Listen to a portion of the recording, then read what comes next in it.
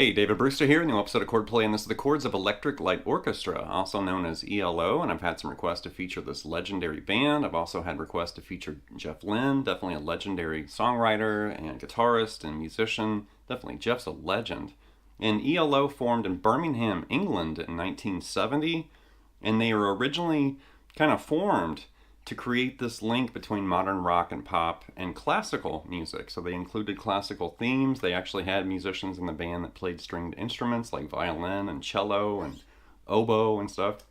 And it's a very interesting band for sure. If you like rock and you also like classical music, it is kind of an interesting group, you know, from the 70s that really kind of blended and merged those two styles together, and you can hear it, you know, in their music. They might actually just grab little bits and melodies and parts of like famous classical pieces, and they kind of injected that in their music, which is interesting. And there's just something about their music. Definitely, I've been a fan of ELO since I was a little kid, like back when I was 5 or 6 years old. I have memories of hearing their music as a child. I was actually at my late aunt's house, my Aunt Lynne, who unfortunately has passed away now. But I do have memories of being in Aunt Lynn's apartment in Chicago, and she was literally dancing and singing to Don't Bring Me Down with like oven mitts and stuff, and I was so confused, but I was like, what's this band? So definitely I've been a fan and aware of Jeff Lynne and ELO since I was like 5 or 6 years old. You know, legendary music, and I love this stuff.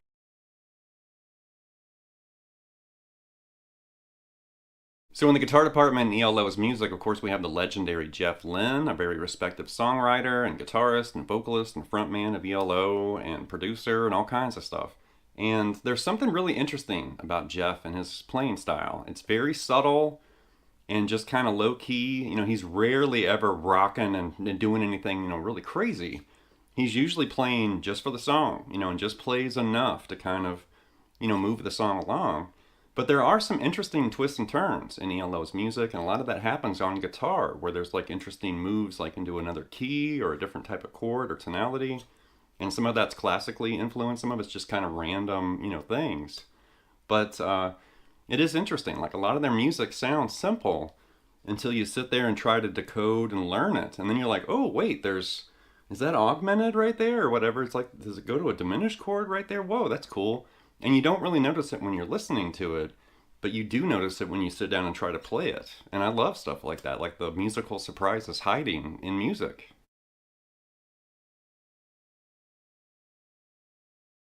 So the chord-based and rhythm guitar parts in this lesson actually came from 5 classic ELO albums, and keep in mind they've released 15 studio albums in their career, but 8 of those albums were released in the 70s. So for me, when I think of ELO, I almost always just think of the 70s and gravitate toward those albums, even though they did continue into the 80s, like with the Xanadu soundtrack and the album Time and some of that stuff.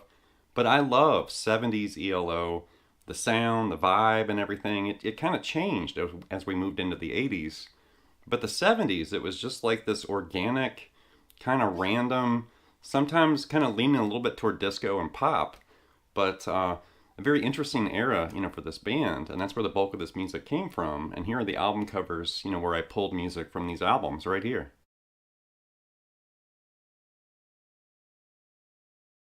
With the opening, that's the song In Old England Town, Boogie number 2, and that's from ELO 2, like the second Electric Light Orchestra album. And that album is very interesting. It's like 5 songs that are really long, and they kind of go through these movements or changes, you know.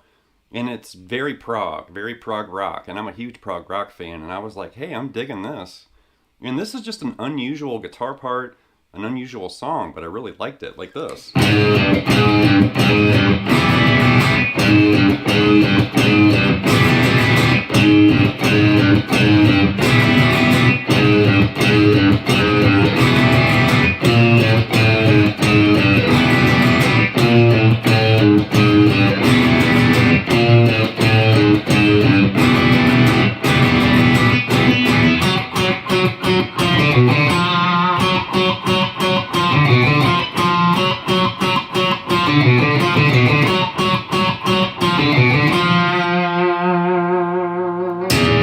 something like that. So I grabbed this simply because it was just so unusual and kind of obnoxious, and I was like, man, I'm digging this. So you're hearing everybody. I mean, you're hearing the strings and the bass, and everybody's doing this, G to G sharp thing. And I'm hearing grace note kind of hammer-ons, because it sounds like, it's almost like Jaws backwards or something, but I'm hearing the grace note kind of hammering into that G sharp. Like that, because you hear it kind of start low and then goes high and goes low again. And then just strum an E minor chord like that 5 times. And then do it again.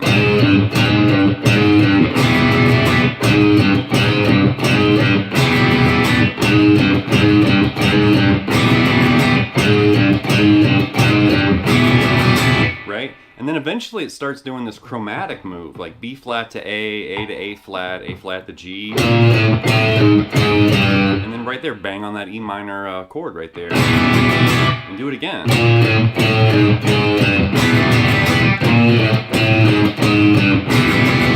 So that first riff you're going to do 4 times, and then that riff you're going to do 3 times, and that last time right there,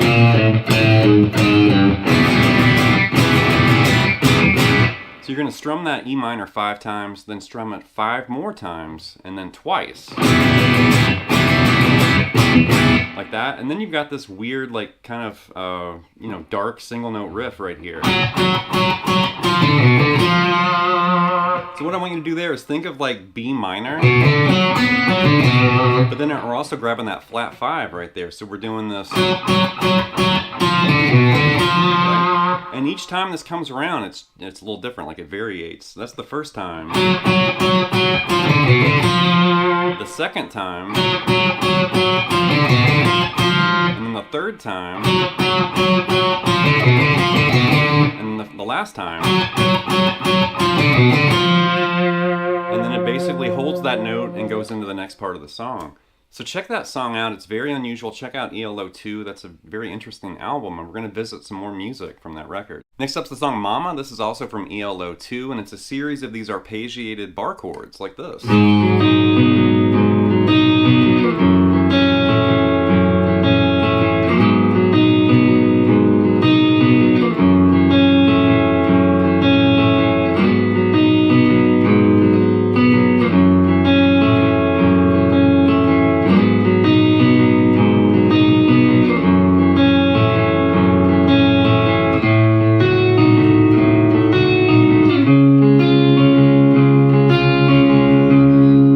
Reveal some of those surprises like in the chords, because it starts with this G sharp minor 7 and you're just kind of picking through it, and then move that down a whole step. Now it's F sharp minor 7 and do the same thing.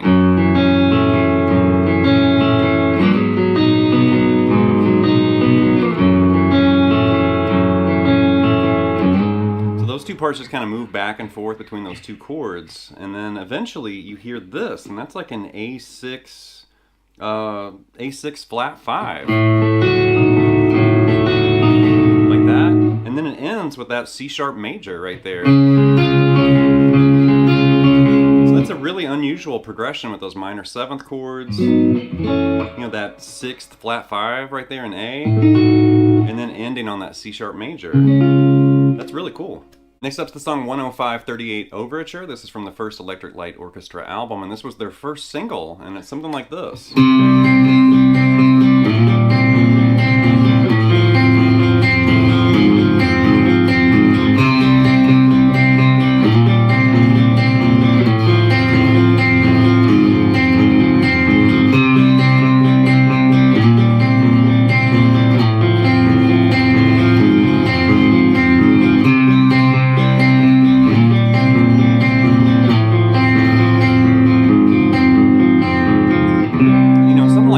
So it starts with that C5 and you're just arpeggiating through it. And you could think of that as a C over B flat. You could also think of that as a B flat, like a B flat 6 right there.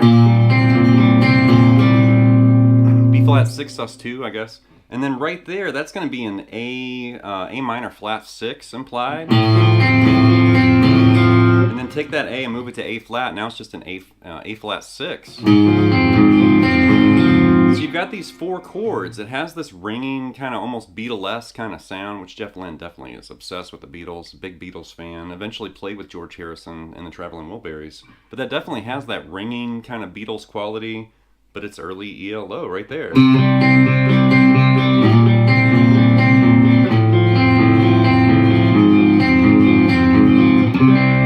Short and sweet and really simple, but that's a cool guitar part right there. Okay, next up's the song Kuiama. This is also from ELO 2, and this is really interesting, like this. We're doing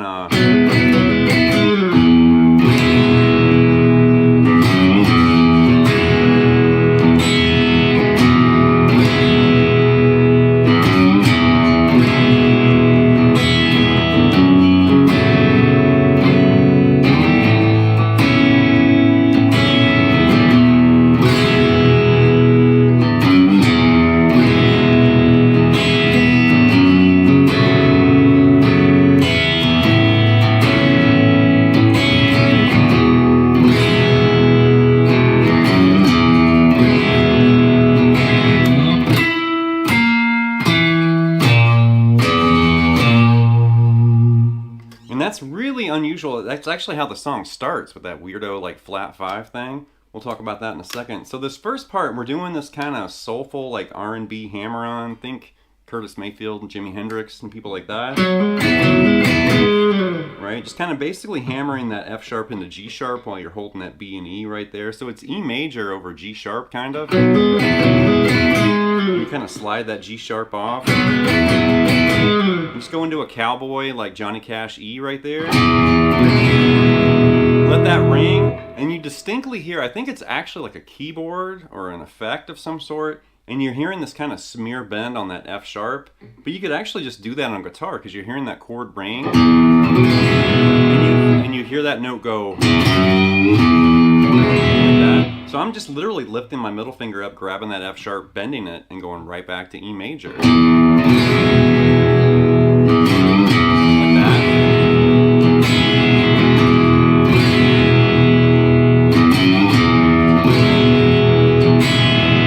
Into this, and I'm using a thumb wrap there. That's like an F sharp minor 11, like that.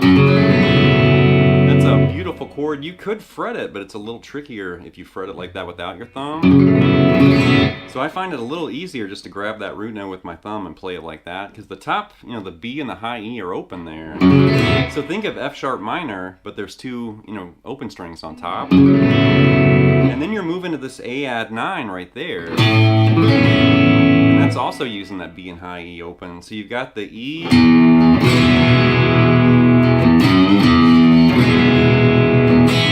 the change.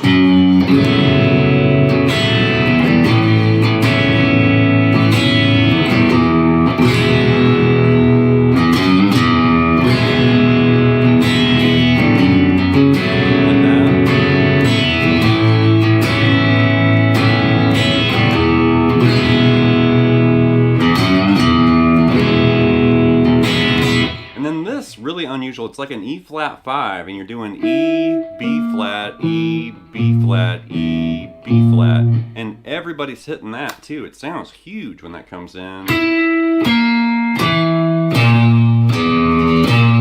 Like that. And that's really unusual and different, but that's why I chose that. I was like, man, I'm digging that. That's cool. Next up's the song Jungle. This is from the album Out of the Blue, and I used to play this in a cover band, and I always liked this song. It's really simple, but it's so fun to just kind of get locked in that groove, especially if you're in a cover band. You get the crowd dancing and like, jamming and stuff. It's really fun, like this.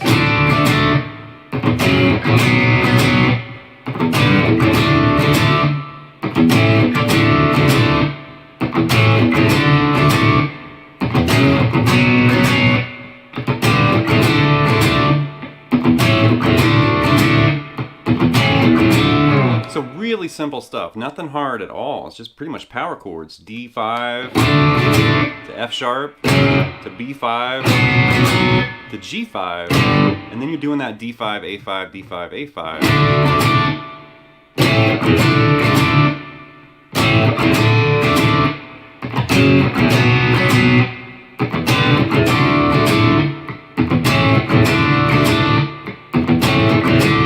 And with songs like that, it's fun to really get into it because it's not hard to play. It's really easy. But then that's one of those songs where you can just really get into it and just put a lot of energy and maybe start grooving and dancing around or whatever if you're gigging. Obviously, if you're at home by yourself, you can still crank it up and dance around in your studio because that's a great song. Next up's the song Ma-Ma-Ma Belle. This is from the album On the Third Day, and we're in drop D tuning for this, and it just rocks out like this.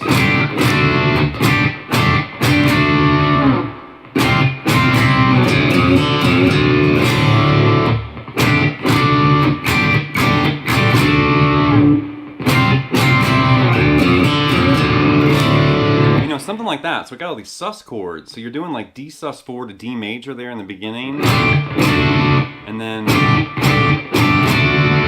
do a similar thing in C, like C sus4 to C major. Like that. And we're in drop D in the next riff. It's like the low E open, the 3rd fret, open D. And then grab that 3rd fret and go to the low E open. And then just play a super huge D5 right there on the bottom 5 strings. Like that. So you got...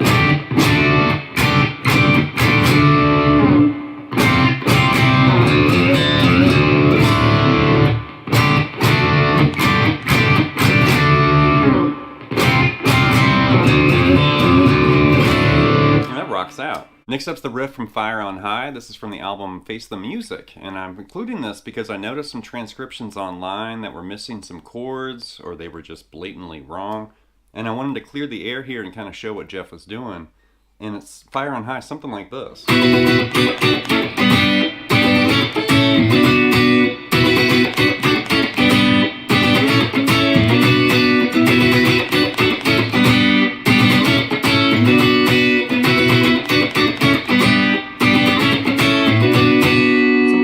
So I think it's because it's going by so quick. I think that's why there were transcriptions that were missing chords, because he's basically starting with this. And there's like 3 chords hiding in that first little strummed part.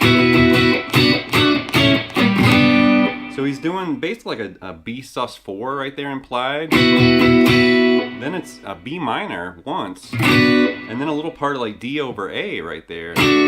So he's doing that, and that before he ever hits that A major chord right there like that. So after that, you know, B sus4, B minor, partial D, there is a hit on that A major, and then down to G major. Then you're going to strum that G major 3 times and shift to A, right? And then 2 more A's, and then 3 B minor. So it is kind of a weird rhythm, and it's just the way it's kind of erratically moving and shifting and changing. That does make it kind of hard. So it's one of those riffs you just have to sit there and really sweat it out and kind of get the changes and the strumming and the rhythm together, and the next thing you know, you're playing Fire on High. Okay, last but not least, this is Strange Magic from Face the Music. I think this is one of my favorite ELO songs for sure. And once again, I'm including this because I noticed some very odd transcriptions online. I saw one in open G with a slide. I saw another one where they just completely changed the entire part, where it's like, that's not even close to what he was doing. And I think the confusion with Strange Magic isn't necessarily what the guitar is doing, it's what's going on behind the guitar. Because that really does kind of dictate the tonality or the sound. So you hear this electronic piano or keyboard doing G major, and then G augmented, right? Just back and forth. And that really is kind of cluing in like the tonality and the key and like just the flavor of this part. And then the guitar part, it's actually 2 guitars recorded separately, but then you can definitely play this in just one guitar using double stops and little partial chords like this.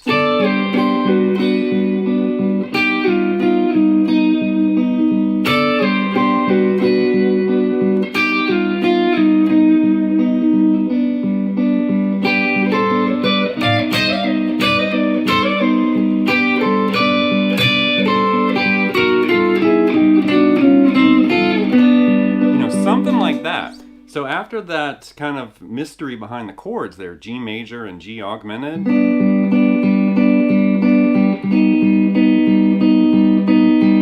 you're hearing that combined with that dual guitar part that's kind of harmonized, but you can just do that as double stops right there. And then you hear one guitar, just single notes, and then do it again. And then all these partial chords and double stops here. Right? And that's actually a great workout for kind of moving and sliding, you know, like that. And then moving all the way up there. Now keep in mind, if you have a buddy, you could actually separate those parts and play it on 2 guitars, or if you're by yourself, there's no reason why you can't do that just by yourself like that. And then this is very interesting. And that's how I arranged it. You could also do it like where, like on the high E and the B string there. But I like doing it on the G and the B because at the end, you're in the right position for that final little like trio of chords or implied chords. And that's like, that's really interesting there once again because you're doing that little, right? And that's kind of like a little part of C minor, F major, G major for that little cadence ending. Like that. But like that.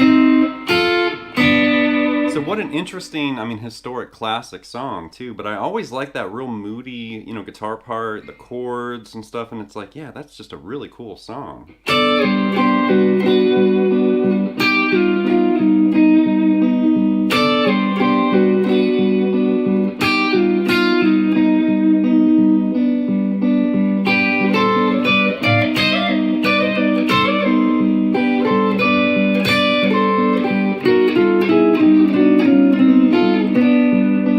Alright, that's going to wrap this episode of Chordplay with this look at the Chords of Electric Light Orchestra, also known as ELO, of course. And, you know, they were supposed to do a big farewell tour last year in 2024, and it was canceled. Like, it was canceled almost right before the concert was supposed to happen.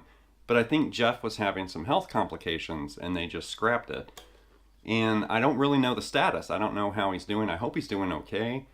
And I know they didn't really like reschedule the concert, so I don't know if they're ever going to have their farewell run. But what a legendary band, what a legendary songwriter and musician. I mean, Jeff really, I mean, there's just something about him. He's different. Like I mentioned earlier, he's kind of soft-spoken and kind of humble and quiet until he grabs the guitar and starts belting out these songs. And then it's like he just springs into life.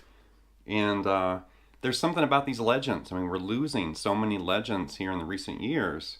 And when I heard that news, I mean, Jeff's been on my mind ever since. Like, yeah, what's going on? I've been trying to like find some updates and kind of a status and stuff. And I hope he's okay, because definitely he's a legend. And I love his music for sure. So anyway, leave some feedback and comments. Please subscribe to Night Lessons, and I'll be back before you know with more content and material. Thank you.